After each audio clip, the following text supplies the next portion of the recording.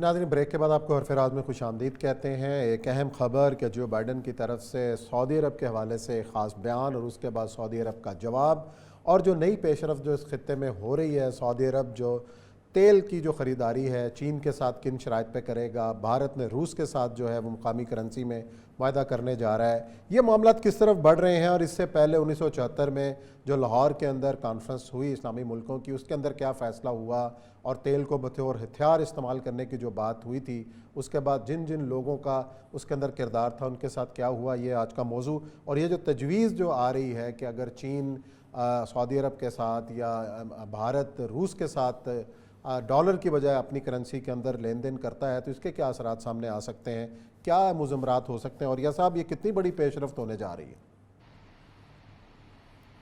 دیکھیے، پہلی بات تو یہ ہے کہ ڈالر جو ہے اس کے ساتھ تیل کا جو رشتہ ہے یہ 1974 میں آیا ہے۔ اس سے پہلے ڈالر کا تیل کے ساتھ کوئی رشتہ نہیں تھا۔ پیٹرو ڈالر کا آغاز ہوا ہے 74 کے بعد۔ اس سے پہلے ہوا تھا کہ oil as a weapon use کرنے کی صورتحال ہوئی تھی۔ شاہ فیصل شہید نے آئل ایز اے ویپن جب یوز کیا تھا تو یورپ کے اندر آپ کو یاد ہے کہ بہت زیادہ لائنیں لگ گئی تھیں اور مسئلہ ہو گیا تھا۔ اس کے بعد امریکہ پہنچا تھا وہاں پر ارامکو میں، اور اس نے آ کے کہا تھا کہ آپ تیل جو ہے پٹرول میں جو ہے اس میں ڈالر میں یوز کرے شروع ہے، اور شاہ فیصل نے ایک ایگریمنٹ کیا تھا جس سے پیٹرو ڈالر کا صورتحال پیدا ہوئی تھی۔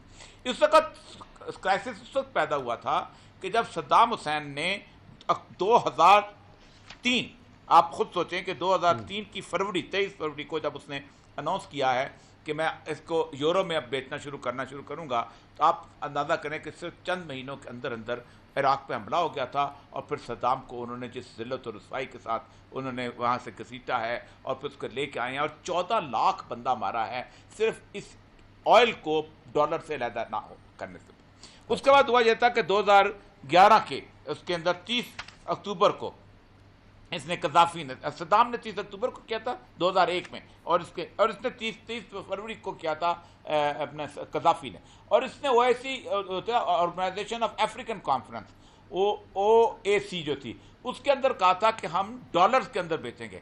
اور مجھے اچھی طرح یاد ہے کہ عمر ابراہیم وڈیلو جو تھا وہ وہاں پر پہنچا تھا، اور اس نے جا کے قذافی سے ملاقات کی تھی، اور جب وہ واپس یہاں پاکستان آیا یہاں پر کانفرنس کے اندر، تو اس وقت تک قذافی بیچارہ جو تھا اس کو انہوں نے انتہائی جس کہتے ہیں ذلت کے ساتھ گھسیٹتے ہوئے اس کو شہید کر دیا تھا۔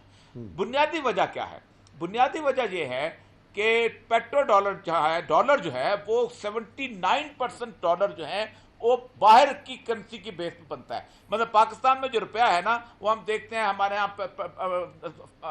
کپاس کتنی ہے، ہمارے ہاں چاول کتنا ہے، ہمارے پروڈیوس، اس حساب سے ہم روپیہ بناتے ہیں۔ لیکن امریکہ اپنا ڈالر چھاپتا ہے تیل کتنا ہے دنیا کے اندر، کیونکہ تیل اس میں خریدا جانا جاتا ہے، تو دنیا میں جتنا تیل ہے اس کے تو 79% ڈالر جو ہیں وہ امریکی نہیں کماتے، امریکی کی کمائی کے اوپر نہیں ہوتا، ان کے اوپر ہوتا ہے۔ اب سچویشن پیدا ہوئی ہے یوکرین کے بعد۔ یوکرین کے اندر جو رشیا کا تیل ہے وہ اب کس کرنسی میں بیچا جائے، کیونکہ باقی تو پابندیاں لگا دی گئیں، تو انہوں نے کہا ہے کہ یوان جو ہے وہ بہتر ہے، کیونکہ یورپ بھی یورو امریکہ سے ڈرتے نہیں کرے گا، لیکن پہیا تو چلنا ہے۔ اب ہوا یہ ہے کہ بلومبرگ میں آج سے صرف 14 گھنٹے پہلے جب یہ رپورٹ آئی ہے، تو بلومبرگ کی رپورٹ کے بعد جو چائنا کا جو سٹاک مارکیٹ ریٹ تھا وہ انتہائی ریز کر گیا۔ تاریخ میں کبھی اتنا اچانک ریز نہیں ہوا اس بلومبرگ کی رپورٹ کے بعد، اور پھر اس کے بعد اس وقت 1 گھنٹہ پہلے کوارٹ کے اوپر اس کی رپورٹ تھی، ڈو جونز کی جو رپورٹ تھی بیسیکلی اسے انہوں نے لے کے آئے۔ اس سے ہوگا کیا عثمان صاحب؟ یہ کوئی چھوٹی بات نہیں ہے، اس سے آپ ایک نئی دنیا کے اندر جنگ کے اندر انٹر ہو رہے ہیں۔ آپ کے پورے جو ہیں وہ ساری تیاریاں مکمل ہو چکی ہیں، اور یہ ایک راستہ رہ گیا تھا جو امریکہ صدام حسین کی خطا معاف نہیں کر سکتا، اور صدام حسین کے معاملے کے اندر اس ملک کو تباہ کو برباد کر سکتا ہے۔ قذافی جو ہے دنیا کا پیسفل ترین ملک لیبیا تھا۔ قذافی کے بارے میں کہا جاتا ہے کہ اس نے اپنے لوگ تھے ان کو انتہا کی شاندار قسم کی فیسلٹی دی ہوئی تھی، اس حد تک کہ شاید دنیا میں یورپ میں بھی اتنی فیسلٹی نہ دی گئی ہوں۔ اس کا صدام حسین کا کے بعد قذافی کا جو ہے اکتوبر 2011 کے اندر اس کو انہوں نے جس طرح اس کو گھسیٹا اور مارا گیا۔ اس کے بعد जिस ने भी इस मामले के अंदर आगे बढ़ने की कोशिश की वो उसके साथ ये हुआ। अब चाइना के साथ या तो वो जंग करेंगे कंटेनमेंट ऑफ चाइना के अंदर, और रूस को तो ऑलरेडी उन्होंने जंग के अंदर आके खड़ा कर दिया है। रूस दुनिया का सबसे ज्यादा ऑयल प्रोड्यूसिंग कंट्री है, उसकी तेल कैसे जाएगा, वो तेल नहीं करेगा तो बेचेगा तो जाहिर का खाएगा किसे, साइबेरिया की बर्फ तो खा नहीं सकता। गंदम जो है दुनिया की जो फूड क्राइसिस पैदा करने के, यूक्रेन और रूस की गंदम है, यूक्रेन में आग लगी हुई है और रूस की गंदम को खरीदेगा नहीं। ये वो सारा सामान है जो एक तीसरी आलमी जंग की तरफ हमें ले जा रहा है। इसमें हम कहाँ खड़े होंगे और हमारा मकाम मर्तबा कहाँ होगा, इसके ऊपर बहुत तवील अरसे से मैं लिखता चला आ रहा हूँ।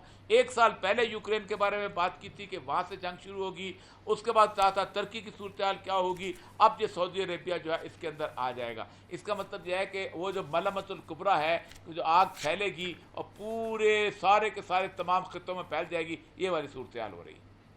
अच्छा, इसका मतलब ये है कि अब जो सऊदी अरब और अमेरिका के दरमियान जो ताल्लुक़ की जो नोयत है, जो ट्रंप दौर के अंदर थी, बाइडन के बाद ये मामला कहीं और जाता हुआ नज़र आ रहा है और एक नया ब्लॉक खित्ते में आ सकता है। लेकिन इसराइल के साथ जो बाकी जो दूसरे जो मुल्कों के साथ ताल्लुकात हैं वो तो फ़रोग़ पा रहे हैं।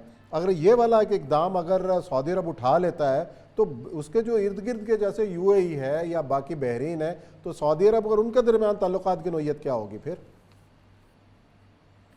देखिए, अगर इस वक्त सऊदी अरब अपना तेल निकाल के बेचना शुरू करता है और रूस को पीछे कर देता है और सऊदी अरब अपना तेल मार्केट में लेके आता है, तो सऊदी अरब का तेल जिस रेट पे बिकेगा, सऊदी अरब की अपनी जो लागत है वो भी पूरी नहीं होगी।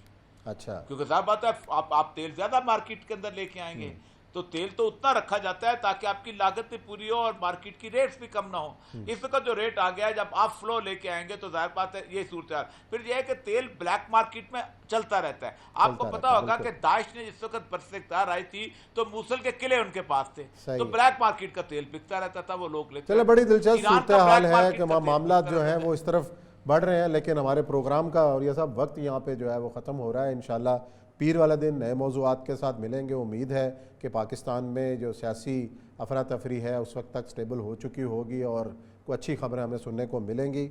अगले पीर को मुलाकात करते हैं। अपना बहुत ख्याल रखिएगा। अल्लाह हाफ़िज़।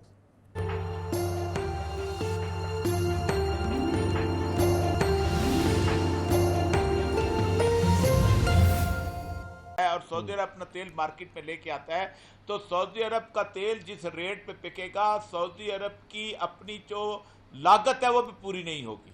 अच्छा, क्योंकि साफ बात है, आप तेल ज्यादा मार्केट के अंदर लेके आएंगे तो तेल तो उतना रखा जाता है ताकि आपकी लागत भी पूरी हो और मार्केट की रेट्स भी कम ना हो। इस वक्त जो रेट आ गया है, जब आप फ्लो लेके आएंगे तो जाहिर बात है ये सूरत है। फिर यह है कि तेल ब्लैक मार्केट में चलता रहता है। आपको पता होगा कि दाइश ने जिस वक्त बरसे इख्तियार आई थी तो मूसल के किले उनके पास थे, तो ब्लैक मार्केट का तेल बिकता रहता था, वो लोग लेते। चलो, बड़ी दिलचस्प सूरत हाल है कि मामला जो है वो इस तरफ बढ़ रहे हैं, लेकिन हमारे प्रोग्राम का और ये सब वक्त यहाँ पे जो है वो ख़त्म हो रहा है। इंशाल्लाह पीर वाला दिन नए मौज़ूआत के साथ मिलेंगे। उम्मीद है कि पाकिस्तान में जो सियासी अफरा तफरी है उस वक्त तक स्टेबल हो चुकी होगी और कोई अच्छी खबरें हमें सुनने को मिलेंगी। अगले पीर को मुलाकात करते हैं। अपना बहुत ख्याल रखिएगा। अल्लाह हाफ़िज़।